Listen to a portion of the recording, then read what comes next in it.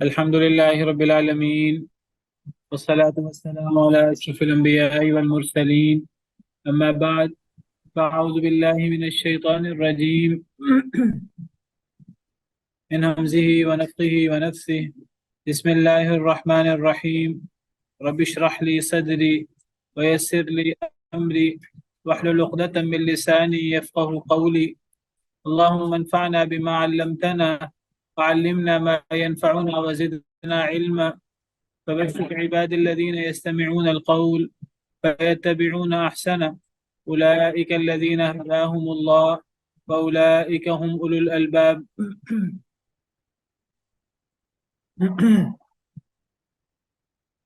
أعوذ بالله من الشيطان الرجيم. بسم الله الرحمن الرحيم. الله الذي خلق السماوات والأرض وما بينهما في 6 أيام ثم استوى على العرش. ما لكم من دونه من ولي ولا شفيع أفلا تتذكرون. اللہ الذی خلق السماوات، اللہ رب العالمین وہ ذات ہے، خلق السماوات جنہوں نے پیدا کیا آسمانوں کو، والارض اور زمین کو، وما بینہما فی 6 ایام اور جو ان دونوں کے درمیان ہے، فی 6 ایام 6 دنوں میں، ثم استوى علی العرش پھر وہ مستوی ہو گیا، پھر وہ بلند ہو گیا، علی العرش عرش پر، ما لکم من دونہ من ولی ولا شفیع نہیں ہے تمہارے لیے اے لوگوں، من دونہ اس کے علاوہ، اللہ کے علاوہ، من ولی ولا شفیع نہ کوئی دوست اور نہ کوئی سفارشی، افلا تتذکرون کیا پس تم نصیحت نہیں پکڑتے۔ اللہ رب العالمین نے سورہ سجدہ کے شروع میں حروف مقطعات کے بعد یہ فرمایا کہ یہ قرآن اللہ رب العالمین کی طرف سے ہے، یہ کوئی نبی کریم صلی اللہ علیہ وسلم کی آپ کا ذاتی کلام نہیں ہے، یا یہ کوئی آپ پر کسی شیطانوں کا یا کسی مخلوق کا کوئی اپنی طرف سے بھیجا ہوا پیغام یا کوئی وسوسہ وغیرہ نہیں ہے، یہ اللہ رب العالمین کی طرف سے ہے۔ اس کا نزول، اس کا اتارنا اللہ رب العالمین کی طرف سے ہے، اور اس کے اللہ کی طرف سے ہونے میں، اس کے حق ہونے میں کوئی شک نہیں ہے کسی قسم کا۔ پھر اللہ تعالیٰ نے فرمایا کہ یہ کفار بدبخت کہتے ہیں کہ محمد نے اسے اپنے پاس ہی گھڑ لیا ہے، ولیعذ باللہ۔ اللہ فرماتے ہیں ایسی بات نہیں ہے، یہ حق ہے، آپ کے رب کی طرف سے ہے، اللہ کا کلام ہے، اللہ کی طرف سے نازل ہوا ہے۔ اور اس کی دلیل کیا ہے؟ قرآن کریم میں بہت سے اس کے عقلی دلائل بیان ہوئے ہیں، جس میں سے بڑی دلیل یہ ہے کہ اگر کوئی سمجھتا ہے کہ یہ انسانی کلام ہے اور انسان اسے بنا سکتا ہے، تو یہ تو پورا قرآن ہے وہ اس جیسی 10 صورتیں یا پھر ایک صورت اس جیسی ایک بات ہی بنا کے لے آئے۔ اگر کوئی اس جیسی ایک صورت، ایک بات بنا کے لا سکتا ہے، سب مل جائیں یہ انسان اور ان ساتھ ان کے جن بھی اور ان کے ساتھ ان کے شریک بھی اللہ کے علاوہ، یہ سب مل کر بھی اس جیسی ایک صورت بھی نہیں بنا سکتے۔ اور اللہ فرماتے ہیں اللہ نے اس لیے اسے نازل کیا ہے تاکہ نبی کریم صلی اللہ علیہ وسلم اس قوم کو ڈرائیں جن کے پاس نبی صلی اللہ علیہ وسلم سے پہلے کوئی ڈرانے والا نہیں آیا، یعنی سیدنا اسماعیل علیہ السلام کے بعد کوئی نبی بھی نہیں آیا عربوں میں۔ بعض کہتے ہیں سیدنا شعیب علیہ السلام آئے، اگر سیدنا شعیب علیہ السلام کو عربوں میں مانا جائے کہ وہ عربوں میں آئے ہیں سیدنا اسماعیل علیہ السلام کے بعد، تو وہ پھر قریش کی طرف نہیں کسی اور قوم کی طرف آئے ہیں۔ پھر اس صورت میں قوم سے مراد خاص قوم قریش مراد ہوگی کہ ان پر نبی کریم صلی اللہ علیہ وسلم سے پہلے کوئی نبی اور نہیں آیا سیدنا اسماعیل علیہ السلام کے بعد، واللہ اعلم، لعلہم یہتدون، تاکہ وہ ہدایت پائیں۔ پھر اللہ رب العالمین اپنی عظمت اور اپنی شان بیان فرما رہے ہیں، اور یہ اللہ رب العالمین کی عظمت اور شان یہ قرآن کریم میں بہت زیادہ بیان ہوتی ہے۔ یہ توحید کے دلائل ہیں اللہ رب العالمین کے، اللہ رب العالمین کی معرفت اور اللہ رب العالمین کا تعارف ہے جس کو جاننا مخلوق کے لیے ازبس ضروری ہے۔ مخلوق کی خوش بختی اس سے بڑھ کر کیا ہوگی کہ اسے خالق کے بارے میں علم ہو، اور علم بھی ایسا جو خالق اللہ رب العالمین خود اپنے بارے میں بتائیں۔ ایک مخلوق اللہ کے بارے میں اندازہ نہیں کر سکتی، اللہ کی عظمت کا، اللہ کے کمال کا، اگر بتایا بھی جائے تب بھی مخلوق اتنی ناقص ہے، اس کی عقل، اس کی سوچ اتنی ناقص ہے کہ وہ بتانے کے باوجود وہ اس کا احاطہ نہیں کر سکتی اس چیز کا۔ اس کو سمجھایا نہیں جا سکتا کہ اللہ رب العالمین کتنے کامل ہیں، کتنے عظیم ہیں، اور اللہ رب العالمین کی صفات کس درجے کی ہیں۔ بس وَلِلَّهِ الْمَثَلُ الْأَعْلَى فِي السَّمَاوَاتِ وَالْأَرْضِ، اللہ کی بلند ترین مثال ہے۔ جو بھی کوئی اچھی صفت ہو سکتی ہے تو وہ بس ہم، یعنی وہ ایسی صفت ہے جو اللہ رب العالمین کی شان کو لائق ہے۔ ہم تو اس کی کن تک، اس کی گہرائی تک پہنچ بھی نہیں سکتے، ہم تو اس کا ادراک نہیں کر سکتے مکمل طریقے سے، ہم اتنے ناقص ہیں۔ ہم تو اللہ رب العالمین کی صفات کی تعداد نہیں جانتے، ہر صفت کی انتہا اور ہر صفت کا کمال، گہرائی ہم اس تک پہنچ ہی نہیں سکتے، ہماری عقل ہی ناقص ہے۔ وہ اللہ رب العالمین کی عظمت اور اس کے جلال اور کبریائی کا مکمل طریقے سے ادراک بھی نہیں کر سکتے۔ لا تدرکہ الابصار وہو یدرک الابصار، آنکھیں اسے نہیں پا سکتے، وہ آنکھوں کو پا لیتا ہے۔ وہو اللطیف الخبیر، اور وہ بہت باریک بین ہے، بہت خبردار ہے۔ تو اللہ رب العالمین کی یہاں عظمت بیان ہو رہی ہے، اللہ رب العالمین کی شان اور توحید کے دلائل، اور یہ مخلوق کی بہت بڑی سعادت ہے کہ اللہ رب العالمین مخلوق کو اپنے بارے میں خود بتائیں۔ تو اللہ فرماتے ہیں کہ اللہ وہ ذات ہیں جنہوں نے پیدا کیا آسمانوں کو اور زمین کو، وما بینہما، اور جو ان دونوں کے درمیان ہے، فی ستۃ ایام، 6 دنوں میں۔ آسمان اور زمین اور جو ان دونوں کے درمیان ہے، اس میں تمام مخلوقات آ جاتی ہیں، یہ کوئی مخلوق رہ بھی جاتی ہے۔ یہ ایک محاورہ ہے جس میں گویا کہ آسمان، زمین، وما بینہما، اس میں گویا کہ ہر چیز آ جاتی ہے۔ ایک محاورہ ہے، جیسے کہا جاتا ہے کہ دن اور رات، جیسے کہ کہا جاتا ہے رطب و یابس، اسی طرح گویا کہ آسمان و زمین اور جو ان کے درمیان ہے ایک محاورہ ہے، تو اس میں ہر چیز آ جاتی ہے۔ یعنی اللہ رب العالمین نے ہر چیز کو پیدا کیا ہے۔ کون سی چیز ہے جسے اللہ نے پیدا نہیں کیا؟ ہاں، کچھ چیزیں ایسی ہو سکتی ہیں جو آسمان و زمین سے بھی بڑی ہوں، اور لیکن اللہ کے علاوہ ہر چیز مخلوق ہے اللہ کی۔ اللہ رب العالمین ہی ہیں، اللہ اللہ کی صفات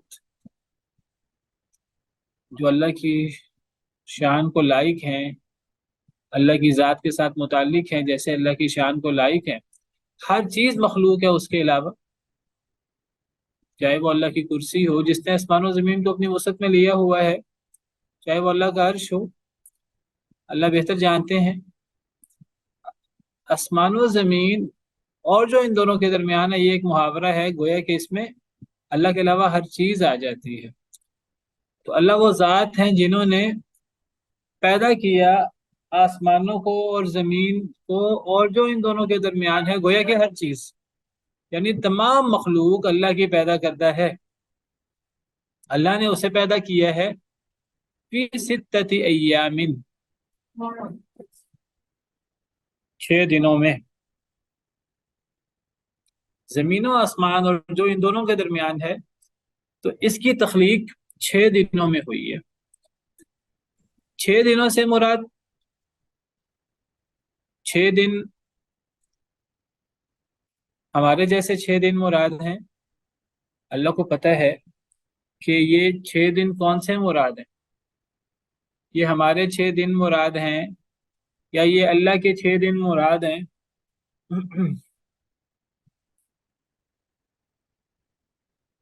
اللہ کا ایک دن ہمارے 1000 سال کے برابر ہے۔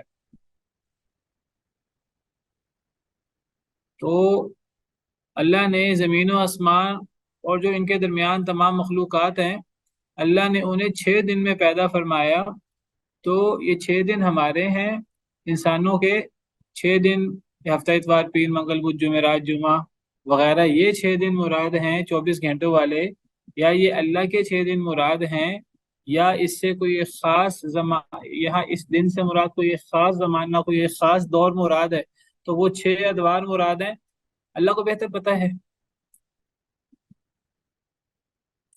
بہرحال 6 دنوں میں زمین و آسمان و ما بینہما کی تخلیق ہوئی ہے۔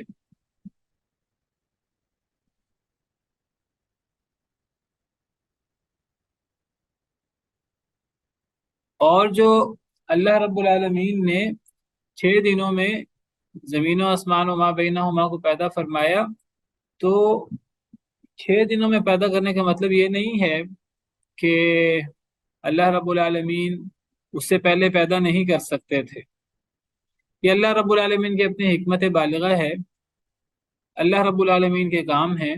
اللہ رب العالمین کو بہتر پتہ ہے کہ اللہ نے آسمان و زمین و ما بینہما کو 6 دنوں میں کیوں پیدا فرمایا۔ اس سے ہمارے 6 دن مراد ہو سکتے ہیں۔ یہود کے ہاں یہ بات موجود ہے، وہ کہتے ہیں جی فلاں دن میں اللہ نے فلاں کو پیدا فرمایا، فلاں دن میں فلاں کو پیدا فرمایا، فلاں دن میں فلاں کو پیدا فرمایا، تو 6 دن وہ بیان کرتے ہیں، اور وہ ان کا کہنا یہ ہے کہ نعوذ باللہ من ذالک، کہ 7ویں دن اللہ رب العالمین نے آرام فرمایا، وہ ہے کہ اللہ رب العالمین تھک گئے تھے، ولیعذ باللہ ولیعذ باللہ۔ یہ اللہ رب العالمین پر الزام ہے بہت بڑا، اور یہ اللہ رب العالمین کی توہین ہے، اور یہ اللہ رب العالمین کے کمال کے منافی ہے، کیونکہ اللہ رب العالمین فرماتے ہیں سورہ قاف میں، اور اللہ رب العالمین جس عظمت اور جس جلال اور جس شان کے حامل ہیں، اور اللہ رب العالمین میں کوئی نقص نہیں ہے، تو اللہ کے بارے میں یہ کہنا کہ اللہ رب العالمین تھک گئے، نعوذ باللہ من ذالک، کہ اللہ کی شان کے خلاف ہے، اللہ نے اس کی نفی کی ہے۔ سورہ قاف آیت نمبر 38 میں اللہ فرماتے ہیں وَلَقَدْ خَلَقْنَا السَّمَاوَاتِ وَالْأَرْضَ وَمَا بَيْنَهُمَا فِي سِتَّةِ أَيَّامٍ وَمَا مَسَّنَا مِن لُغُوبٍ، اور البتہ تحقیق ہم نے آسمان و زمین اور جو ان دونوں کے درمیان ہے انہیں 6 دنوں میں پیدا فرمایا، اور نہیں ہمیں چھوا کسی قسم کے کسی تھکاوٹ نے، کوئی تھکاوٹ ہمیں حاصل نہیں ہوئی۔ یہ اہل کتاب یہود و نصارہ ہوں، یہ اپنے نبیوں کے بھی گستاخ ہیں، اور اللہ رب العالمین کے بھی سب سے بڑے گستاخ ہیں، اللہ معاف کرے۔ تورات و انجیل میں ایسی چیزیں شامل کر دی انہوں نے تحریف کر کے کہ جس سے اللہ اور اللہ کے رسولوں کی توہین ہوتی ہے۔ سیدنا نوح علیہ السلام کے بارے میں شامل کر دیا کہ وہ شراب پیتے تھے، نعوذ باللہ من ذالک۔ سیدنا لوط علیہ السلام کے بارے میں اتنا رقیق، اتنا گندا الزام لگایا جو کسی ایک عام انسان کے بارے میں تصور نہیں کیا جا سکتا، کہ اپنی ہی بیٹیوں کے ساتھ۔ اور سیدنا داؤد علیہ السلام کے بارے میں، سیدنا سلیمان علیہ السلام کے بارے میں عجیب و غریب کہانیاں، غلط سلط اور ان کی تحقیر اور ان کی توہین امیز باتیں تورات و انجیل میں موجود ہیں، جو ان کی طرف سے شامل کردہ ہیں ولیعذ باللہ۔ سیدنا یعقوب علیہ السلام، جن کا ان کے ہاں بڑا مقام ہے، اپنے آپ کو بنی اسرائیل کہتے ہیں، اور اسرائیل سیدنا یعقوب علیہ السلام کا لقب تھا۔ حضرت یعقوب علیہ السلام کے بارے میں کہ جی اللہ سے ان کا مقابلہ ہوا، اور اس قسم کی باتیں ولی جو سوچا بھی نہیں جا سکتا، ولیعذ باللہ تصور نہیں کیا جا سکتا کہ ایسی باتیں کوئی اللہ کو ماننے والا، اللہ کے دین کو ماننے والا، اللہ کے نبیوں کو ماننے کا دعویٰ کرنے والا ایسی بات کر بھی سکتا ہے، یہ سوچ بھی سکتا ہے۔ ایسے ایسے الزامات اور ایسی ایسی کہانیاں اور ایسی ایسی باتیں شامل کر دی گئی ہیں نبیوں کے بارے میں۔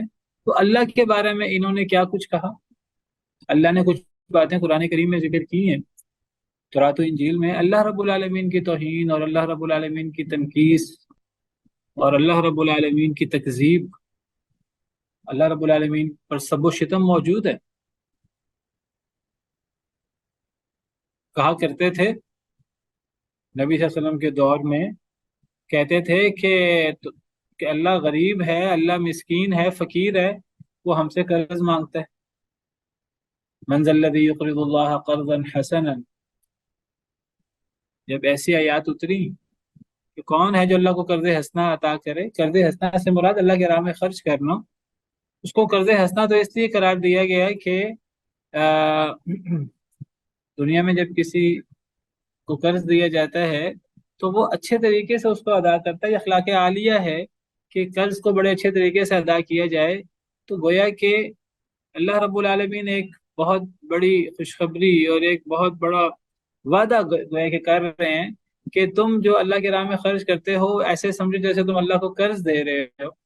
تو اللہ رب العالمین، اللہ کو تو ضرورت نہیں ہے اور وہ اللہ کے لیے قرض بھی نہیں ہے، قرض کی ضرورت تو کسی محتاج کو ہوتی ہے، اور اللہ رب العالمین احتیاج سے اور ان نقص والی چیزوں سے اللہ رب العالمین دور ہیں۔ واللہ هو الغنی الحمید، اللہ رب العالمین تو غنی ہیں، تعریف کیے گئے ہیں۔ کہ اللہ رب العالمین نے صدقہ خیرات کی فضیلت بیان کرنے کے لیے کہا کہ گویا کہ تم اللہ کو قرض دے رہے ہو، اللہ تمہیں اس کا بہترین بدلہ عطا فرمائے گا۔ دنیا میں اچھے اخلاق والے لوگ اچھا بدلے کا جواب، احسان کا جواب احسان سے دیتے ہیں، تو اللہ رب العالمین کیا بہترین بدلہ عطا فرمائیں گے۔ تو بدبختوں نے کہا لقد سمع اللہ قول الذین قالوا ان اللہ فقیر ونحن اغنیاء، اللہ فرماتے ہیں اللہ نے ان لوگوں کی بات سن لی جنہوں نے کہا کہ اللہ فقیر ہے اور ہم غنی ہیں، والعیاذ باللہ، اللہ کے بارے میں یہ الزام لگایا۔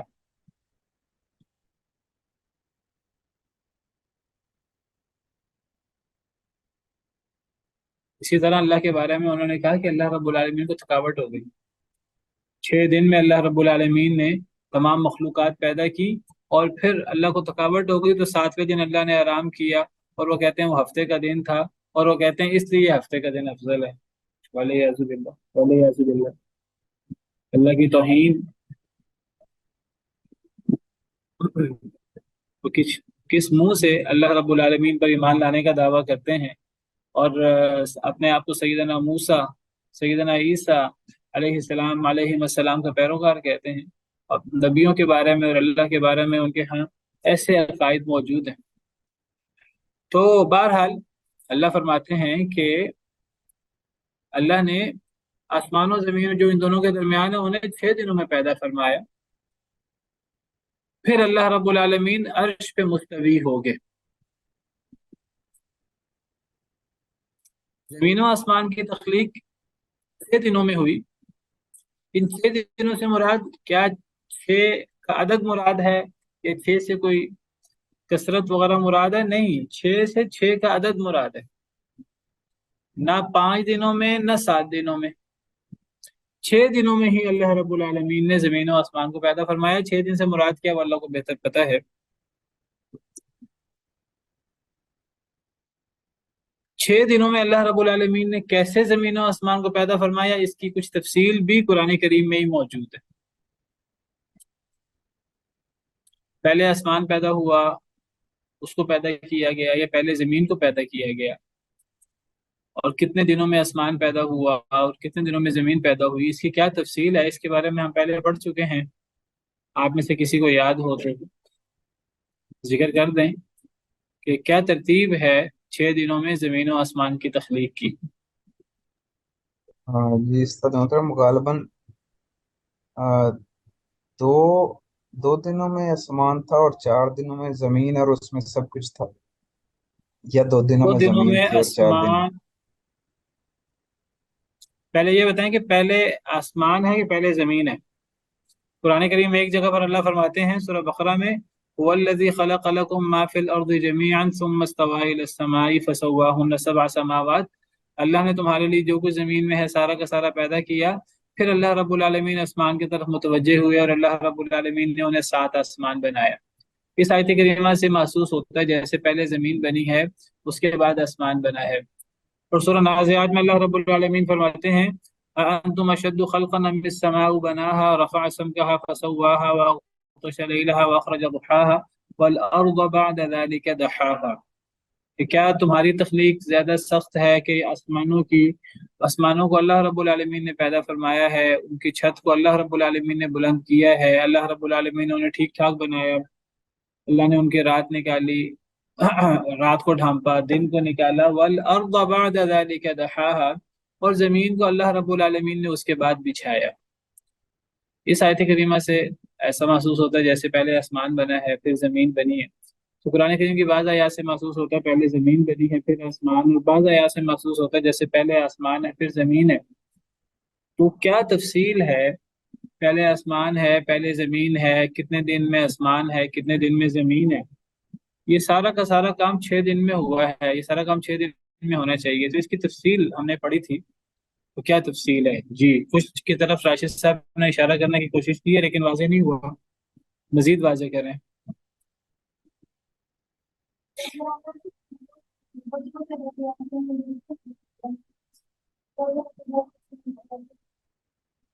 شاباش. 2 دنوں میں اللہ تعالیٰ نے آسمان پیدا کیا، 2 دن میں اللہ نے زمین پیدا کی، اور 2 دن میں زمین و آسمان کے درمیان ہے وہ پیدا کیا. 2 دن میں آسمان پیدا کیے، 2 دن میں زمین پیدا کی، 2 دن میں زمین کی باقی چیزیں اللہ رب العالمین نے بنائی. گویا کہ زمین 4 دن میں بنی ہے. اب آپ حیران ہوں گے کہ اگر آپ تقابل کریں آسمان اور زمین کا تو زمین کی کیا حیثیت ہے آسمانوں کے مقابلے میں؟ زمین کی تو کوئی حیثیت نہیں ہے. زمین تو شاید آسمانوں کے مقابلے میں، آسمان جتنے بڑے ہیں، شاید ایک نقطے کی بھی حیثیت نہیں رکھتی. لیکن آسمان وما فیہما وما فیہا، جو کچھ آسمانوں میں ہے یہ سب کچھ اللہ نے 2 دن میں پیدا فرمایا ہے. آسمانوں کی عظمت اور اتنے بڑے ہونے کے باوجود ساتوں آسمان، اور زمین کو اللہ نے 2 دنوں میں پیدا فرمایا ہے. اور زمین کے اندر جو چیزیں ہیں، کیا چیزیں مثلا زمین کے اندر؟ پہاڑ اور پانی وغیرہ. اس کو اللہ رب العالمین نے، درخت، پانی اور پہاڑ وغیرہ یہ چیزیں، یہ اللہ رب العالمین نے 2 دن میں بچھائی ہیں. تو گویا کہ 4 دنوں میں زمین پر، زمین کو پیدا فرمایا ہے، زمین اور زمین کے اندر چیزیں، اور 2 دنوں میں آسمان کو پیدا فرمایا ہے. لیکن اب اس کی ترتیب کیا ہے؟ پہلے آسمان ہے پہلے زمین ہے، یہ ترتیب اس کی کیا ہے؟ جیسے میں نے کہا کہ قرآن کریم کی بعض آیات سے ظاہراً ہمیں ٹکراؤ محسوس ہوتا ہے. بعض آیات سے پتہ لگتا ہے پہلے آسمان، بعض آیات سے پتہ لگتا ہے پہلے زمین. تو کیا تفصیل ہے اس میں؟ سیدنا ابن عباس رضی اللہ تعالی عنہ نے کیا تطبیق دی ہے اور کیا اس کی بہترین تفسیر فرمائی ہے؟ قرآن کریم کی ہی بعض دیگر آیات کو مد نظر رکھتے ہوئے.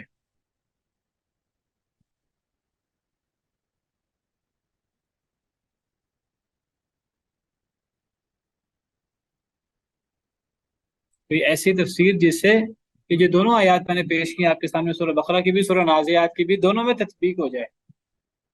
کیونکہ سورہ بقرہ کی آیت سے پتہ لگتا ہے پہلے زمین بنی ہے پھر آسمان.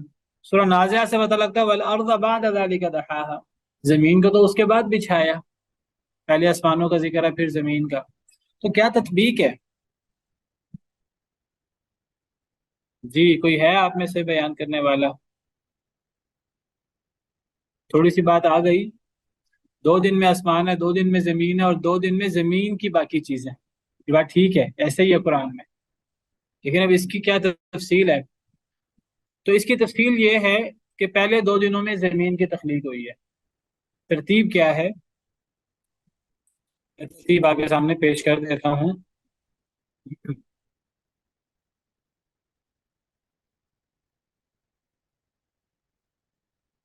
ترتیب یہ ہے،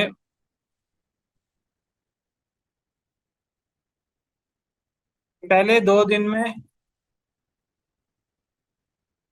میں زمین کی تخلیق ہوئی ہے،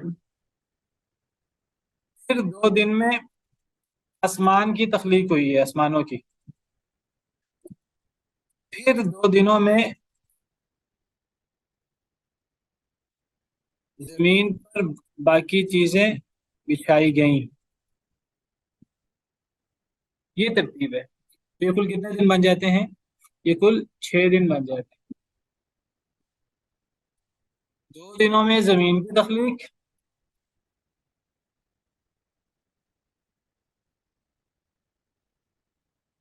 2 دن میں پھر آسمان کی تخلیق، آسمانوں کی، جتنے بھی آسمان ہیں. 2 دن میں زمین کی تخلیق، پھر 2 دنوں میں آسمانوں کی تخلیق، پھر 2 دن میں زمین پر باقی چیزیں بچھائی گئیں. تو گویا کہ اول و آخر زمین ہے. اور درمیان میں آسمان ہے۔ اب سورہ بقرہ کی آیت کریمہ اور سورہ نازعات کی آیت کریمہ میں بھی تطبیق پیدا ہوگا، کوئی ٹکراؤ نہیں ہے، کیونکہ سورہ بقرہ میں اللہ فرماتے ہیں وَالَّذِي خَلَقَ لَكُم مَا فِي الْأَرْضِ جَمِيعًا ثُمَّ اسْتَوَىٰ إِلَى السَّمَاءِ، پہلے زمین بنی پھر آسمان بنا، تو ٹھیک ہے، پہلے زمین ہے پھر آسمان ہے درمیان میں، 2 دن میں زمین بنی پھر آسمان ہے 2 دن میں۔ سورہ نازعات میں ہے آسمانوں کا ذکر ہے، انتم اشد خلقا من السماء بناها ورفع سمكها فسواها واغطش ليلها واخرج ضحاها والارض بعد ذلك دحاها، زمین کو اس کے بعد بچھایا۔ سورہ نازعات میں اللہ یہ نہیں فرماتے زمین کو اس کے بعد پیدا کیا، اللہ فرماتے ہیں زمین کو اس کے بعد بچھایا، دحو بچھانے کو کہتے ہیں، اور بچھانے سے مراد کیا ہے؟ دحاها، اس کی تفسیر خود قرآن کر رہا ہے۔ کیا کیا تفسیر ہے دحاها کی؟ زمین کو بچھانے سے مراد کیا ہے؟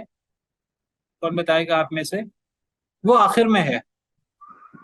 زمین کو ہموار کر دیا تاکہ مطلب ہم نہیں، بچھانے سے مراد اگلی آیت ہی پڑھ لیں نا سورہ نازعات کی، اس میں دحاها کی وضاحت ہے، والارض بعد ذلك دحاها، آگے مکمل کریں۔ أخرج اخرج منها منها ماءها ماءها ومرعاها والجبال، اور جیسے میں نے ذکر کیا ابھی کہ زمین میں پانی اور زمین میں چارہ درخت وغیرہ، والجبال ارساها، اور زمین میں پہاڑ جو گاڑے اللہ تعالیٰ نے، یہ ہے زمین کا دحو، بچھانا اس کو، پانی کا انتظام، پہاڑوں کا انتظام، چارے کا انتظام۔ اخرج منها ماءها ومرعاها والجبال ارساها متاعا لكم ولانعامكم، یہ دحو ہے، یہ آخر میں ہوا ہے۔ زمین کی تخلیق پہلے ہوئی ہے اور زمین کا دحو آخر میں ہوا ہے، تطبیق ہو گئی دونوں آیتوں میں، ٹکراؤ نہیں رہا، اور درمیان میں آسمان کی تخلیق ہوئی ہے، واضح ہے۔ اور یہ تفسیر سیدنا ابن عباس رضی اللہ تعالی عنہ کی ہے، اور یہ اس تفسیر کے پیچھے بنیاد کیا ہے؟ نعمان صاحب نے سوال کیا، بڑا اچھا سوال ہے، کیا بنیاد ہے اس ترتیب کے پیچھے؟ جی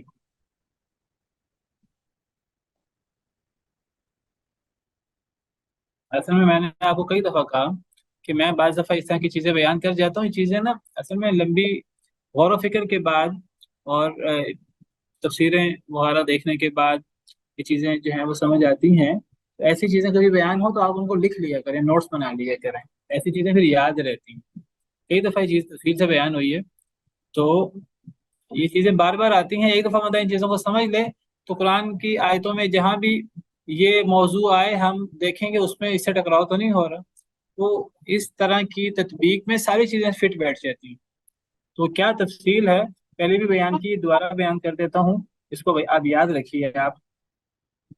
تو سورہ ایک یہ ہم سورت پڑھ رہے ہیں جو وہ سورہ سجدہ ہے، الف لام میم سجدہ، اور کل ذکر کیا تھا ایک سورہ حامیم سجدہ بھی ہے۔ سورہ حامیم سجدہ میں اللہ رب العالمین آسمان و زمین کی تخلیق، یہ قرآن کا ایک بڑا ایک اکثر بیان کرنے والا موضوع ہے، اللہ رب العالمین کی عظمت، اللہ رب العالمین کی شان۔ تو اس میں اللہ رب العالمین فرماتے ہیں قُلْ أَإِنَّكُمْ لَتَكْفُرُونَ بِالَّذِي خَلَقَ الْأَرْضَ فِي يَوْمَيْنِ وَتَجْعَلُونَ لَهُ أَنْدَادًا، فصلت یہ سورہ حامیم سجدہ کی آیت نمبر 9 ہے۔ اللہ کہ کیا تم کفر کرتے ہو اس ذات کا جس نے زمین کو پیدا کیا کتنے دنوں میں؟ فی یومین، 2 دنوں میں۔ 2 دن میں۔ وتجعلون له اندادا، تم اس کو اس کے لیے معبود بناتے ہو، اس کے شریک بناتے ہو اللہ رب العالمین کے لیے۔ یعنی پتہ لگا اللہ زمین و آسمان اور اس کی عظمت اور اس کی تخلیق کیوں بیان کرتے ہیں؟ اللہ اپنی عظمت اور اپنی شان بیان کرنے کے لیے کہ زمین و آسمان تو اللہ کی مخلوق ہیں، جب زمین و آسمان اتنے بڑے ہیں تو جس اللہ نے انہیں پیدا کیا وہ کتنا بڑا ہوگا۔ اللہ کی عظمت، اللہ کی جلال، اللہ کا جلال، اللہ کی شان بیان کرنے سے کیا ثابت ہوا کہ اللہ وحدہ لا شریک ہے ربوبیت میں، الوہیت میں۔ تو یہ تو شرک کا رد ہوتا ہے اس سے، کیونکہ اللہ کے علاوہ جن کو معبود مقرر کیا جاتا ہے ان کے بارے میں ان کو ماننے والے بھی دعویٰ نہیں کرتے کہ انہوں نے زمین و آسمان کو پیدا کیا۔ تو کیا تم کفر کرتے ہو اس ذات کا جس نے پیدا کیا زمین کو 2 دنوں میں؟ وَتَجْعَلُونَ لَهُ أَنْدَادًا، تم اس کے شریک بناتے ہو۔ ذَلِكَ رب العالمین، وہ تو رب العالمین ہے، اللہ رب العالمین جو زمین و آسمان کا خالق ہے، زمین کو کتنے دنوں میں بنایا؟ 2 دن میں.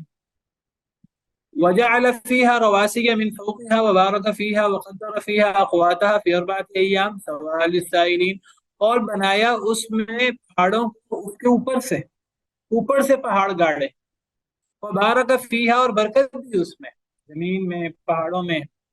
وقدر فیہا اقواتہا، اور مقرر کیا اس میں اس کی قوتوں کو زمین میں.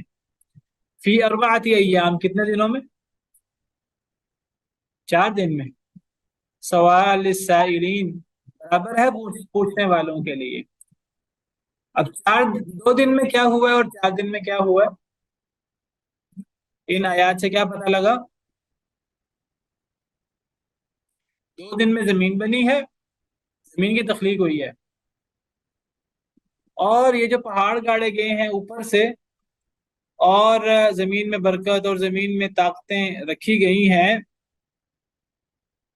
غذائیں زمین میں رہنے والوں کے لیے. اقوات، قوت کی جمع اقوات.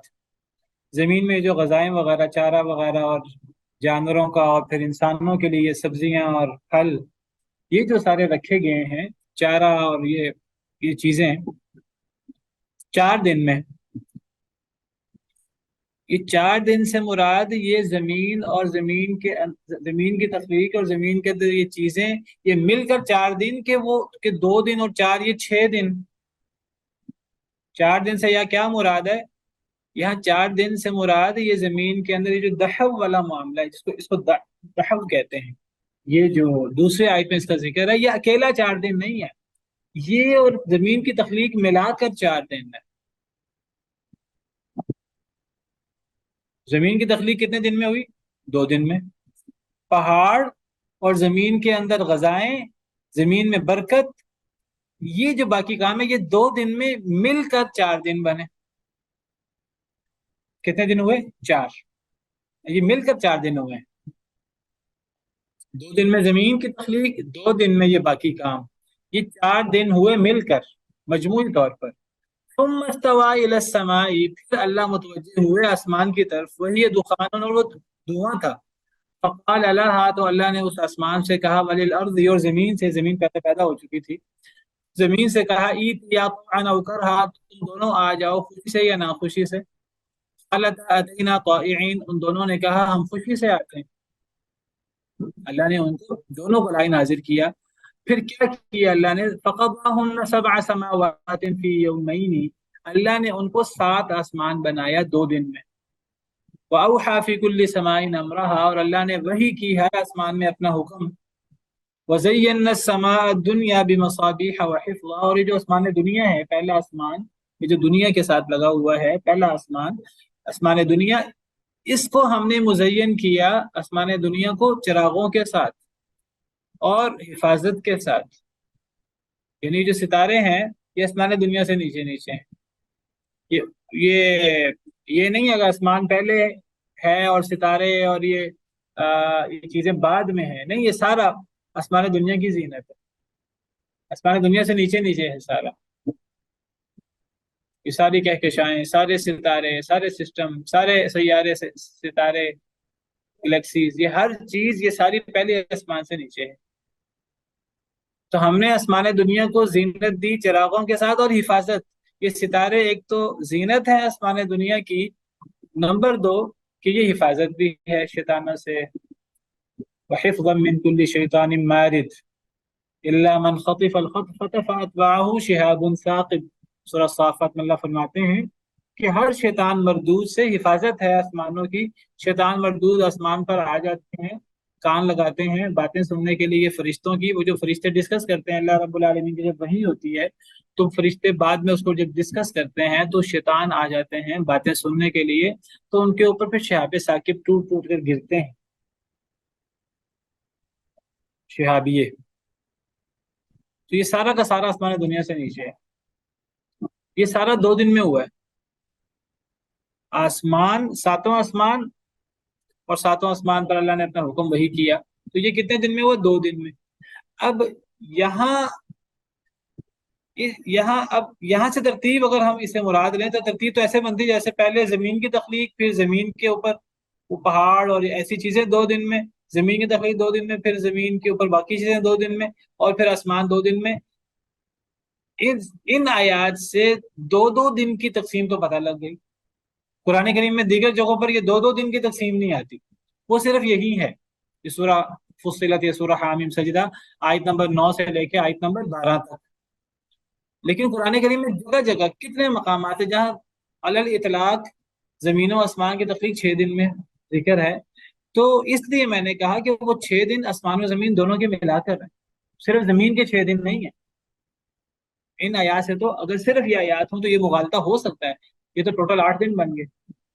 اگر زمین کی تخلیق کے 2 دن لے لیں اور وہ پہاڑ بچھانا اور یہ چیزیں اور غذائیں، اگر اس کو 4 دن شمار کریں الگ، تو یہ 6 دن تو زمین کے بن گئے اور 2 دن پھر آسمانوں کے، تو یہ 8 دن بنتے ہیں. نہیں، وہ اصل میں زمین کی تخلیق کے 2 دن ہیں، اور پہاڑوں وغیرہ بچھانا اور غذائیں وغیرہ وہ 2 دن ہیں، مل کر 4 دن ہوئے. اور آسمان 2 دن ہیں، تو 2 دن میں زمین کی تخلیق، 2 دن میں پہاڑ اور غذائیں، چارہ وغیرہ، پانی وغیرہ، اور 2 دن میں آسمان. اور ترتیب کیا ہے؟ ترتیب میں آسمان درمیان میں ہے، اور یہ جو دحو ہے یہ آخر میں ہے. اس کا دیگر آیات سے پتہ لگا. سورہ نازعات والارض بعد ذلك دحا، زمین کو اس کے بعد بچھایا، آسمانوں کے بعد. سورہ نازعات سے پتہ لگا. تو ان سب آیات کو مد نظر رکھتے ہوئے سیدنا ابن عباس نے یہ تفسیر کی ہے، اور یہ تفسیر انہوں نے کی ہے. تو انہوں نے اس بارے میں کچھ سنا ہوگا آپ کی بار صحابہ سے، نبی کریم صلی اللہ علیہ وسلم سے. اللہ بہتر جانتے ہیں، اللہ نے انہیں تفسیر کا علم دیا تھا، نبی صلی اللہ علیہ وسلم نے ان کے لیے دعا کی تھی. تو وہ سب سے بڑے مفسر ہیں، حبر الامہ ہیں. تو یہ ان کی تفسیر ہے، واللہ تعالی عالم، جو آپ کے سامنے ذکر کی ہے. تو یہ قرآن کریم کی یہ کئی آیات کو، نصوص کو، یہ مختلف نصوص کو مد نظر رکھتے ہوئے انہوں نے یہ تفسیر کی ہے. کلیئر ہے؟ اگر یہ اس انداز سے تفسیر کی جائے تو سارے اشکالات کافی حد تک ختم ہو جاتے ہیں، کہ 2 دن میں زمین کی تخلیق، پھر 2 دن میں آسمانوں کی تخلیق، پھر 2 دن میں زمین پر باقی چیزوں کا بچھایا جانا. تحف جو ہے زمین پر وہ بعد میں، وہ آخر میں ہوا ہے. تو شروع میں بھی زمین، آخر میں بھی زمین ہے، درمیان میں آسمان ہے. واللہ اعلم. آگے چلیں جی. یہ ہے 6 دن میں زمین و آسمان کی تخلیق کی تفصیل. تو یہ اللہ کی عظمت، اللہ کی شان ہے. اللہ نے زمین و آسمان کو 6 دنوں میں پیدا فرمایا، پھر اللہ عرش پہ مستوی ہو گئے، جیسے اللہ کی شان کو لائق ہے. پھر اللہ عرش کو آسمانوں پر لے گئے سب سے اوپر، اور اللہ عرش پر مستوی ہو گئے. اس سے پہلے اللہ کا عرش کہاں تھا؟ اس سے پہلے اللہ کا عرش پانی پر تھا. اس سے پہلے اللہ کا عرش کدھر تھا؟ پانی پر. اس کا کہاں سے پتہ لگتا ہے؟ اس کا پتہ لگتا ہے سورہ ہود سے. سورہ ہود میں اللہ تعالیٰ فرماتے ہیں، سورہ ہود آیت نمبر 7، وَهُوَ الَّذِي خَلَقَ السَّمَاوَاتِ وَالْأَرْضَ فِي سِتَّةِ أَيَّامٍ وَكَانَ عَرْشُهُ عَلَى الْمَاءِ. وہ ذات ہے جس نے آسمان و زمین کو 6 دنوں میں پیدا فرمایا، اور اس کا عرش پانی پر تھا. یعنی زمین و آسمان کی تخلیق سے پہلے اللہ کا عرش کہاں تھا؟ پانی پر. اس حد تک تو ہم بیان کر سکتے ہیں کہ زمین و آسمان کی تخلیق سے پہلے اللہ کا عرش پانی پر تھا.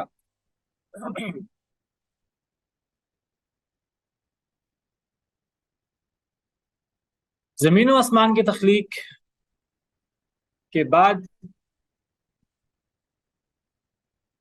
اللہ فرماتے ہیں کہ اللہ نے زمین و آسمان کو 6 دنوں میں پیدا فرمایا. اس کی ترتیب آپ کے سامنے واضح کرنے کی کوشش کی.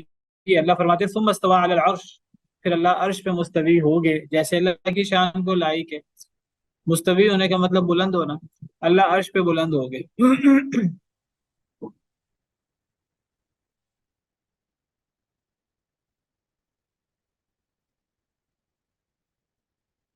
ما لکم من دونہ من ولی ولا شفیع، نہیں ہے تمہارے لیے اس کے علاوہ نہ کوئی دوست اور نہ کوئی سفارشی.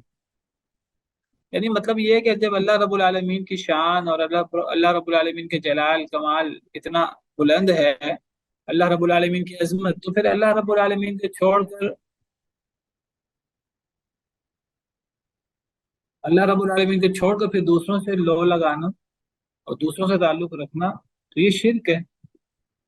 और ये गैरुल्लाह को अल्लाह के बराबर करना है, और इसमें गुलूव है। चाहे वो नबियों को, चाहे वो अल्लाह के वलियों को अल्लाह की सिफात दी जाए, अल्लाह के बराबर किया जाए। हालांकि मुशरिकीन का खुद ये मानना है कि जिसको वो अल्लाह के अलावा माबूद बनाते हैं, चाहे वो नबी हो, चाहे वो वली हो, चाहे वो कोई भी हो, उनका मानना है कि उन्होंने जमीन और आसमान को, इंसानों को पैदा नहीं किया। तो जब सब चीज़ों को अल्लाह ही पैदा करने वाला है, तो फिर अल्लाह वहदहू ला शरीक है, अपनी सिफात में, अपनी ज़ात में, अपनी रुबूबियत में, अपनी उलूहियत में, अपनी अस्मा और सिफात में। सवाल ये है कि वो पानी का हाथ था,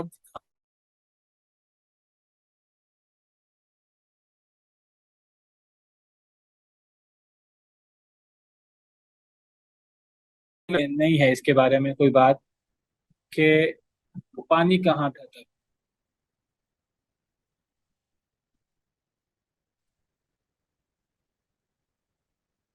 फिर अल्लाह अर्श पे मुस्तवी हो गए।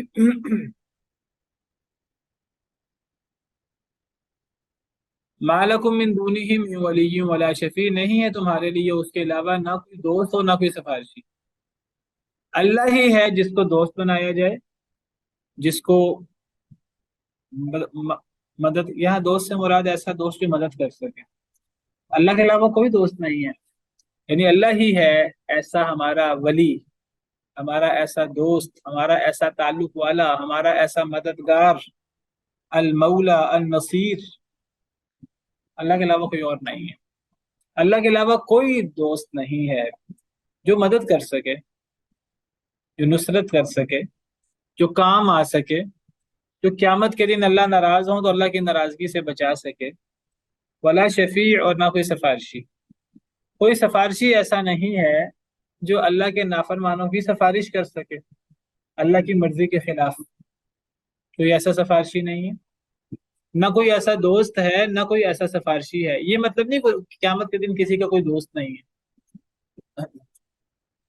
दोस्ती तो क्यामत के दिन होगी, ईमान वालों की दोस्ती बाकी रहेगी। अल अखिल्लाउ यौमइज़िन बाज़ुहुम लिबाज़िन अदुव्वुन इल्लल मुत्तक़ीन। गहरे दोस्त क्यामत के दिन दुश्मन बन जाएंगे सिवाय मुत्तकी लोगों के। मुत्तकी लोगों की दोस्ती बरकरार रहेगी। तो या तो यहाँ वली से मुराद मददगार है, मौला और नसीर। नेमल मौला व नेमन नसीर, अल्लाह ही बेहतरीन मौला है, अल्लाह ही बेहतरीन मददगार है। तो या तो यहाँ वली से मुराद मदद करने वाला मौला है और नसीर है। तो वो तो अल्लाह के अलावा कोई भी नहीं है, ना कोई नबी है ना कोई वली है जो दुनिया और आखिरत में हमारी मदद कर सके और हमें अल्लाह के अजाब से बचा सके।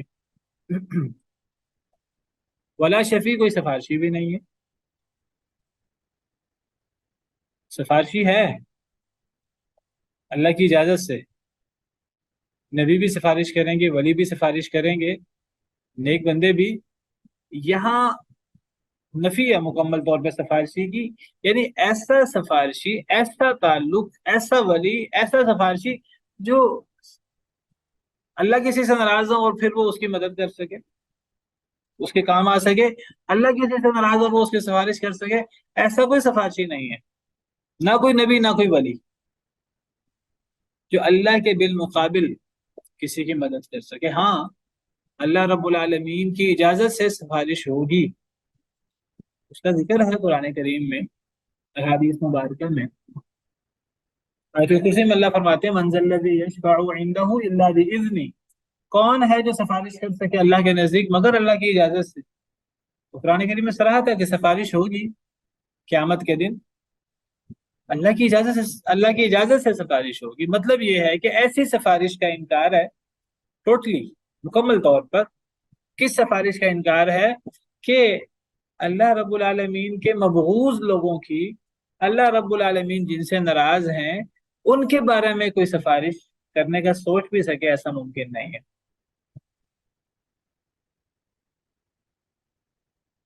जिससे अल्लाह नाराज है उसकी सिफारिश करने की कोई जरूरत नहीं कर सकता। بات کرنے کی ضرورت نہیں کر سکتا قیامت کے دن، چاہے وہ کتنا بڑا نبی کتنا بڑا ولی کیوں نہ ہو، اللہ کی اجازت کے بغیر بات بھی نہیں ہوگی، تو سفارش کیسے ہوگی؟ یوم یقوم الروح والملائکۃ صفا لا يتكلمون الا من اذن له الرحمن وقال صوابا، اس دن روح الامین اور فرشتے صفوں میں ہوں گے، نہیں وہ بات کر سکیں گے الا من اذن له الرحمن، سوائے اس شخص کے جسے رحمان اجازت دے، وقال صوابا، اور وہ سچی بات کہے گا۔ تو قیامت کے دن تو اللہ رب العالمین کی اجازت کے بغیر بات نہیں ہو سکے گی، سفارش تو درکنار۔ تو سفارش کرنے کے لیے اللہ کی اجازت کی ضرورت ہوگی، اللہ جب اجازت دیں گے تو سفارش کرنے والا سفارش کرے گا، اللہ کی اجازت کے بعد بھی سفارش کرنے والے کو سفارش کرنے کا مطلق اختیار نہیں ہوگا، اسی کے حق میں سفارش ہوگی جس کے بارے میں اللہ رب العالمین کی طرف سے اذن ہوگا۔ دو قسم کے اذن ہوں گے اللہ رب العالمین کی طرف سے، ایک سفارش کرنے والے کے لیے کہ ہاں آپ سفارش کریں، جس کے بارے میں اللہ کا اذن نہیں ہوگا وہ سفارش نہیں کر سکے گا۔ جب اللہ کا اس کو اذن ہوگا، جس وقت اللہ کا اذن ہوگا تب وہ سفارش کرے گا۔ کرے گا کس کی؟ اس کے بارے میں بھی اللہ کے اذن کی ضرورت ہے، اللہ کی رضا کی ضرورت ہے کہ فلاں کے بارے میں تم سفارش کر دو، اور یہ باتیں ساری قرآن کریم میں موجود ہیں۔ وَكَم مِّن مَلَكٍ فِي السَّمَاوَاتِ لَا تُغْنِي شَفَاعَتُهُمْ شَيْئًا إِلَّا مِن بَعْدِ أَن يَأْذَنَ اللَّهُ لِمَن يَشَاءُ وَيَرْضَىٰ، کتنے ہی فرشتے آسمانوں میں، ان کی سفارش بھی کوئی فائدہ نہیں دے سکتی، فرشتوں کی سفارش فائدہ نہیں دے سکتی، تو انسانوں کی سفارش کیا فائدہ دے؟ ایسی سفارش فائدہ نہیں دے گی جس میں اللہ کی اذن، اللہ کی رضا شامل نہیں ہے، وہ سفارش فائدہ نہیں دے گی۔ جہاں اللہ ناراض ہے، جہاں اللہ راضی ہیں اور اللہ اجازت دے رہے ہیں کہ ہاں کرو سفارش، فلاں کے بارے میں کرو، وہاں فرشتے بھی سفارش کریں گے، اور جس کے بارے میں اللہ کی اجازت ہوگی اس کی سفارش ہوگی۔ یہی معاملہ نبیوں کا، یہی معاملہ ولیوں کا ہوگا۔ اللہ قرآن میں فرماتے ہیں فرشتوں کے حوالے سے وَلَا يَشْفَعُونَ إِلَّا لِمَنِ ارْتَضَىٰ، وہ نہیں سفارش کر سکتے فرشتے مگر اسی کے لیے جس کے لیے اللہ راضی ہو جائے۔ وَهُم مِّن خَشْيَتِهِ مُشْفِقُونَ، اور اللہ کے خوف سے کانپ رہے ہوں گے۔ سفارش فرشتے اللہ کے خوف سے ڈر کر سفارش کریں گے۔ تو سفارش ایسا نہیں ہے کہ جی کوئی کسی کا اللہ پر اتنا حق ہے کہ وہ اللہ کے حضور سفارش کرے اور پھر دھڑلے سے سفارش کرے، اس کے بارے میں جس پہ اللہ ناراض ہو اس کے بارے میں سفارش کرے، نہیں، ایسا کوئی حق نہیں۔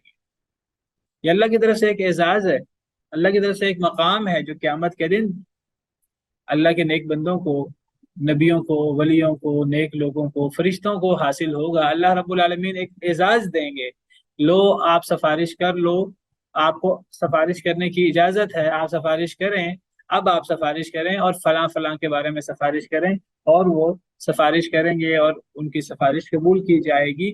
یہ اللہ کے اذن اور اللہ رب العالمین کی رضا سے ہوگا، ورنہ اس کے علاوہ کوئی سفارش کا تصور نہیں۔ یہی مطلب ہے قُلْ لِلَّهِ الشَّفَاعَةُ جَمِيعًا، یہ بھی قرآن کی آیت ہے، کہہ دیجیے ساری کی ساری سفارش اللہ کے لیے ہے۔ اس سے مراد کیا ہے؟ یعنی اللہ کے اذن کے بغیر سفارش نہیں ہے، جو اللہ کے مبغوض لوگ ہیں ان کے لیے کوئی سفارش نہیں ہے۔ تو یہ جو ہمارے ہاں ایک تصور ہے معبودوں اور ولیوں اور پیروں اور فقیروں کے بارے میں کہ وہ سفارش کریں گے، اللہ کو راضی کرنے کی کیا ضرورت ہے، درگاہوں سے تعلق بنا لو، بتوں کے مجاور بن کے بیٹھ جاؤ، ان کے لیے نظر و نیاز مانو، تو کیا ضرورت ہے اللہ کو راضی کرنے کی، بس یہ ہماری سفارش کر دیں گے، یہ سفارش کا شرکیہ تصور ہے۔ اللہ فرماتے ہیں وَيَعْبُدُونَ مِن دُونِ اللَّهِ مَا لَا يَضُرُّهُمْ وَلَا يَنفَعُهُمْ وَيَقُولُونَ هَؤُلَاءِ شُفَعَاؤُنَا عِندَ اللَّهِ، وہ اللہ کے علاوہ ان کی عبادت کرتے ہیں جو انہیں نہ نقصان دے سکتے ہیں نہ نفع دے سکتے ہیں، اور وہ کہتے ہیں کہ یہ ہمارے سفارشی ہوں گے اللہ کے ہاں۔ اللہ فرماتے ہیں قُلْ أَتُنَبِّئُونَ اللَّهَ بِمَا لَا يَعْلَمُ فِي السَّمَاوَاتِ وَلَا فِي الْأَرْضِ، کیا تم اللہ کو اس بات کی خبر دیتے ہو جس کو اللہ جانتا ہی نہیں، نہ آسمانوں میں نہ زمین میں۔ سبحانہ و تعالی عما یشرکون، اللہ پاک ہے، اللہ بلند ہے اسے جو یہ شرک کرتے ہیں۔ یہ شرکیہ تصور ہے سفارش کا۔ ہمارے ہاں لوگ کیا کہتے ہیں کہ 11ویں منا لو پیر عبد القادر جیلانی کی، فلاں فلاں نظر مان لو اور فلاں فلاں کام کر لو، 11ویں دے دو، وہ پیر صاحب قیامت کے دن سفارش کر دیں گے۔ ہمیں کسی عمل کرنے کی کیا ضرورت ہے؟ جو لوٹ کھسوٹ کرنی ہے، جو قتل و غارت کرنی ہے وہ کر لو، بعد میں نظر مان لینا اور چڑھاوا چڑھا دینا، یہ کر دینا وہ کر دینا، سب کچھ معاف۔ کیا فرق ہے اس میں اور وہ جو عیسائیوں کے ہاں وہ ہر قسم کا غلطی کر کے، زنا کر کے، فحاشی کر کے، اللہ کی نافرمانی کر کے اپنے پادریوں کے پاس جا کے وہ ان کو کچھ پیسے دے کے معاف کرا دیتے ہیں۔ وہ سمجھتے ہیں اب یہ جانے اور اللہ جانے۔ ایسی کسی قسم کی سفارش کا کوئی تصور قرآن و سنت میں نہیں۔ جی نعمان سر۔ السلام علیکم۔ وعلیکم السلام ورحمۃ اللہ وبرکاتہ۔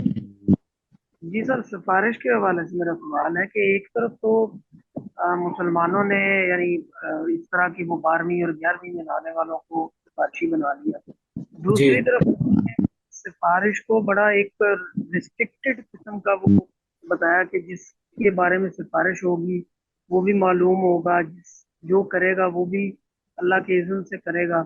تو سفارش کا جو کانسیپٹ دنیا کے اندر ہم نے دیکھا ہے کہ ایک کمپیٹنٹ بندہ ہو اور وہ ایک عہدے پر یا ایک جگہ پر نہ پہنچ پاتا ہو تو اس کی کوئی سفارش کر کے اس کو وہاں پر بھجوا دے تو وہ سمجھ میں آتی ہے۔ تو اگر یہ سفارش صرف نیک لوگوں کی ہونی ہے یا ایسے لوگوں کی جو اللہ کے آلریڈی مقرب ہوں گے، تو پھر اس کا فائدہ یعنی ہم جیسے گناہگار اور اس طرح کے جو لوگ ہوں گے ان کو کس طرح پہنچے گا؟ نعمان صاحب، یہ بات تو میں نے اپنی بات میں کہیں بھی نہیں کی کہ سفارش صرف نیک لوگوں کے بارے میں ہوگی، یہ بات تو میں نے نہیں کی۔ میں نے تو ایک بات کہی ہے، ایک تو سفارش کرنے والا وہ نیک بندہ ہوگا، سیدھی سی بات ہے، وہ فرشتہ ہوگا، نبی ہوگا، ولی ہوگا، سفارش کرنے والا نیک ہوگا۔ میں نے تو صرف یہ کہا ہے کہ سفارش اس کے بارے میں ہو سکے گی جس کے بارے میں اللہ کی اجازت ہوگی۔ یہ تو میں نے کہا ہی نہیں کہ نیک بندے کے بارے میں سفارش ہوگی، جس کے بارے میں اللہ کی اجازت ہوگی۔ یعنی اللہ نے، دیکھیے کون ہے ہم میں سے جو گناہگار نہیں ہے، تو سفارش کرنے والے سفارش کریں گے قیامت کے دن، سفارش نیک لوگ کریں گے، وہ نبی کریں گے، ولی کریں گے، شہید کریں گے، نیک لوگ اللہ کے ولی جو ہیں وہ سفارش کریں گے، فرشتے بھی سفارش کریں گے، وہ نیک لوگ ہوں گے۔ لیکن سفارش جن کے بارے میں کریں گے ان کے بارے میں نے یہ کہا ہے، میں نے یہ نہیں کہا کہ وہ فلاں فلاں ان کی صفات ہوں گی ان کی سفارش ہوگی۔ میں نے کہا ہے کہ میں نے تو قرآن کریم کی آیات کو مد نظر رکھتے ہوئے آپ کے سامنے کوٹ کیا ہے کہ جن کے بارے میں اللہ کی اجازت ہوگی ان کی سفارش ہوگی۔ یہ تو میں نے کہا ہی نہیں کہ وہ گناہگار نہیں ہوں گے جن کی سفارش ہوگی۔ میں نے تو صرف یہ بات کہی ہے کہ جن کے بارے میں اللہ کی اجازت ہوگی ان کی سفارش ہوگی، جن کے بارے میں اللہ کی اجازت نہیں ہے، جن سے اللہ جن کی سفارش نہیں چاہتے ان کی سفارش نہیں ہو سکتی۔ یعنی میرا جملہ یاد رکھیے کہ جس کو اللہ معاف نہیں کرنا چاہتے اس کی سفارش کوئی نہیں کر سکتا، یہ قرآن کہتا ہے۔ وَلَا يَشْفَعُونَ إِلَّا لِمَنِ ارْتَضَىٰ، قرآن کی آیت ہے، آپ کے سامنے پڑھ رہا ہوں، سورہ انبیاء کی آیت ہے فرشتوں کے بارے میں کہ فرشتے نہیں سفارش کر سکیں گے مگر جس کے لیے اللہ راضی ہو۔ اللہ راضی ہو سے کیا مراد ہے؟ یعنی اللہ راضی ہو کہ اس کی سفارش کر دی جائے۔ یہ مطلب نہیں کہ وہ گناہگار ہی نہیں ہوگا، نہیں، اس کو سفارش کی ضرورت ہوگی۔ اللہ فرشتوں کو کہیں گے ہاں آپ سفارش کر دو اس کے بارے میں، فرشتے سفارش کر دیں گے۔ یہ تو نہیں میں نے کہا کہ وہ گناہگار نہیں ہوگا، وہ نیک بندہ ہوگا، نہیں، وہ گناہگار ہوگا، اس کو سفارش کی ضرورت ہوگی، لیکن اللہ کی اجازت سے سفارش ہوگی، اللہ کی اجازت کے بغیر سفارش نہیں ہوگی۔ من ذا الذی یشفع عندہ الا باذنہ، کون ہے جو سفارش کر سکے اللہ کے ہاں مگر اللہ کی اجازت سے۔ لیکن دیکھیے میں جو بات کہتا ہوں کہ سفارش اللہ کی اجازت ہوگی کہ سفارش کرو، جس کو اجازت ہوگی کیا وہ ہر ایک کے بارے میں سفارش کر سکے گا؟ نہیں۔ یعنی میرا سوال ہے آپ سے نعمان صاحب کہ کیا حضرت ابراہیم اپنے باپ کے بارے میں سفارش کر سکیں گے قیامت کے دن؟ کیا حضرت نوح اپنے بیٹے کے بارے میں قیامت کے دن سفارش کر سکیں گے؟ کیا پیارے نبی صلی اللہ علیہ وسلم قیامت کے دن ابو لہب کے بارے میں سفارش کر سکیں گے؟ صلی اللہ علیہ وسلم، یہ سوال ہے۔ میں نے یہ نہیں کہا کہ سفارش نیک لوگوں کے بارے میں، گناہ گاروں کے بارے میں نہیں ہے، سفارش کی ضرورت گناہ گاروں کو ہے۔ تو میں نے یہ کہا ہے کہ اللہ رب العالمین کے اذن کے بغیر سفارش نہیں ہوگی، اللہ کی اجازت سے سفارش ہوگی۔ اور قرآن یہ بات کہتا ہے وَكَم مِّن مَلَكٍ فِي السَّمَاوَاتِ لَا تُغْنِي شَفَاعَتُهُمْ شَيْئًا إِلَّا مِن من بعد ان یأذن اللہ لمن یشاء ویرضی۔ اور قرآن کیا کہتا ہے؟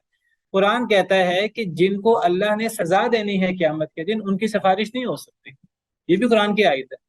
وما لی لا اعبد الذی فطرنی والیہ ترجعون ااتخذ من دونہ وہ جو اصحاب القریہ ہیں، وہ جو 2 نبی بھیجے تھے اللہ نے، پھر تیسرا نبی بھیجا، تو وہاں وہ جب دعوت انہوں نے دی، ان کی مخالفت ہوئی، تو ایک بندہ دوڑتا ہوا آیا، حبیب نجار کہتے ہیں اس کا نام تھا، سورہ یاسین میں اس کا ذکر ہے۔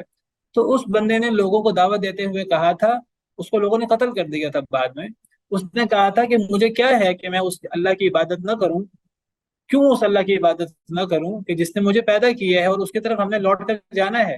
اور پھر اس نے کہا تھا ااتخذ من دونہ آلہۃ، کیا میں اللہ کے علاوہ ایسے معبود پکڑ لوں، ان یردنی الرحمن بضر، اگر اللہ مجھے نقصان دینا چاہے، اگر اللہ مجھے سزا دینا چاہے، لا تغنی عنی شفاعتہم شیئا، مجھے کسی کی سفارش کوئی فائدہ نہیں دے سکتی، ولا ینقذون، اور مجھے وہ بچا نہیں سکتے۔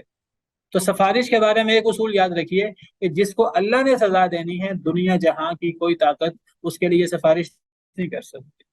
جس کو اللہ نے سزا دینی ہے، صرف اس کی سفارش ہو سکتی ہے جس کو اللہ نے معاف کرنے کا ارادہ کر لیا ہے، جس کو اللہ نے بخشنے کا ارادہ کر لیا ہے، اس کے بارے میں اللہ اجازت دیں گے نبیوں کو، ولیوں کو، فرشتوں کو، نیک لوگوں کو کہ آپ فلاں کے بارے میں سفارش کر دو۔ جس کو اللہ نے معاف نہیں کرنا، اس کے لیے کوئی مائی کا لال سفارش نہیں کر سکتا۔ یہ ہے سفارش کا صحیح تصور، یعنی مطلب یہ ہے، خلاصہ یہ ہے، اللہ کو راضی کیے بغیر چارہ نہیں ہے۔ اللہ کو کاٹ کر واسطوں وسیلوں کو مطمئن کرنے سے کچھ نہیں ہونے والا، نہ کوئی راضی ہو سکتا ہے۔ اللہ کو راضی کرنا ضروری ہے، اللہ سے جان نہیں چھڑائی جا سکتی۔ لا ملجا ولا منجا منک الا الیک، اے اللہ آپ سے بھاگنے کی نہ کوئی جگہ ہے، نہ کوئی اور جگہ ہے جہاں پناہ لی جا سکے۔ یعنی اگر اللہ ناراض ہو گئے تو اللہ کی ناراضگی سے بچنے کے لیے اب کیا ذریعہ ہے ہمارے پاس؟ کوئی ذریعہ ہے اگر اللہ ناراض ہو گئے؟ ایک ذریعہ ہے، ایک ذریعہ کے علاوہ کوئی ذریعہ نہیں اگر اللہ ناراض ہو گئے۔ کون سا ذریعہ ہے جی؟ اللہ کے غضب سے بچنے کا واحد ذریعہ اللہ کی رحمت کی پناہ میں آنا، اور کوئی ذریعہ نہیں۔ اور ہمیں دعا سکھائی گئی ہے، اللہم انی اعوذ برضاک من سخطک، اے اللہ میں آپ کی ناراضگی سے آپ کی رضا کی پناہ میں آتا ہوں، وبمعافاتک من عقوبتک، اے اللہ میں آپ کی سزا سے آپ کی معافی کی پناہ میں آتا ہوں، وبک منک، اے اللہ میں آپ سے آپ کی پناہ میں آتا ہوں۔ کیا زبردست دعا سکھائی گئی ہے، جو ہمیں یہ سکھاتی ہے کہ اللہ کے غضب سے اگر کسی نے بچنا ہے، ایک ہی ذریعہ ہے اللہ کی رحمت کا۔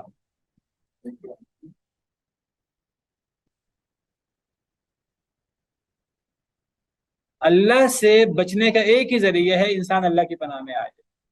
انسان اللہ سے بھاگ کر اللہ کی پناہ ہی لے سکتا ہے، اور کسی چیز کی پناہ نہیں لے سکتا، اللہ کی مخلوق کی پناہ نہیں لے سکتا اللہ سے بھاگ کر۔ یہ مطلب ہے سفارش کی جو ساری لمبی بات ہوئی ہے۔ اور شرکیہ سفارش جو تو غلط تصور ہے سفارش کا، جس کا قرآن میں رد ہے جگہ جگہ، وہ یہی سفارش ہے کہ جی اللہ کو راضی کرنے کی کیا ضرورت ہے، فلاں کو راضی کر دو، فلاں کو راضی کر دو، 11ویں منا لو، عید میلاد النبی منا لو، یہ کر لو، وہ کر لو، فلاں کام کر لو، فلاں چڑھاوا چڑھا دو، سب معاف۔ ایسا کوئی تصور نہیں ہے۔ افلا تتذکرون، کیا تم نصیحت نہیں پکڑتے؟ تو یہ ایسی باتیں ہیں جو سمجھ آنے والی ہیں، غور کو بندہ کرنے والا ہو۔ اسی پر بس کرتے ہیں۔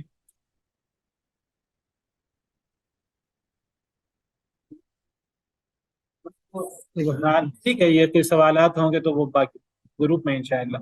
سبحان ربک رب العزت عما یصفون وسلام علی المرسلین والحمد للہ رب العالمین۔